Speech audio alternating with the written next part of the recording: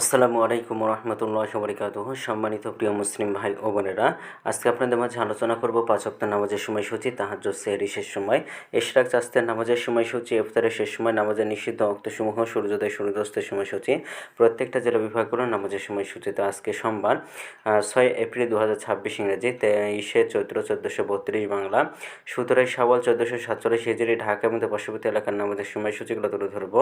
তারপরে অন্যান্য জেলা বিভাগগুলোর নামাজের সময়সূচিগুলো তুলে ধরবো। তো যে যেখানে ভিডিও দেখছেন অবশ্যই কমেন্টের মাধ্যমে জানাবেন।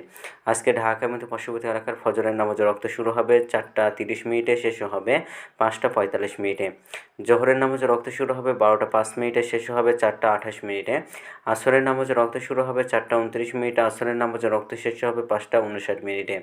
মাগরিবের নামাজের রক্ত শুরু হবে 6:20, মাগরিবের নামাজের রক্ত শেষ হবে 7:34। এশার নামাজের রক্ত শুরু হবে 7:35। এশার নামাজের রক্ত আজকে শেষ হবে 4:24, অর্থাৎ সুবে সাদেকের পূর্ব পর্যন্ত। আজকে ঢাকা মতো পার্শ্ববর্তী এলাকার সেহরির শেষ সময় হলো 4:24, আর ইফতারের সময় সন্ধ্যা 6:20। আজকের নফল নামাজের উত্তম সময় ইশরাকের রক্ত সকাল 6টা থেকে 8:40 পর্যন্ত, চাস্তের রক্ত সকাল 8:41 থেকে 11:58 পর্যন্ত, তাহাজ্জুদ নামাজের রক্ত উত্তম সময় রাত 1:05 থেকে ভোর 4:24 পর্যন্ত।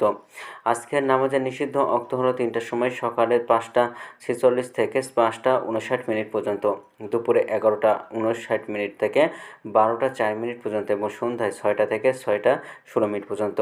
এই ছিল ঢাকা এবং পার্শ্ববর্তী এলাকার নামাজের সময়সূচি। এখন আলোচনা করব বিভাগীয় শহরের জন্য উল্লিখিত সময়ের সঙ্গে যেসব বিভাগের সময় আপনারা যোগ বিয়োগ করবেন, তাহলে এই অর্থাৎ বিয়োগ করবেন চট্টগ্রামে 5 মিনিট এবং সিলেটে 6 মিনিট কম করবেন।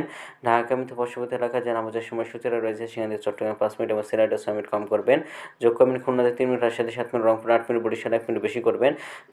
ঢাকা এবং তার পার্শ্ববর্তী এলাকায় যে নামাজের সময়সূচিরা রয়েছে সেখান থেকে।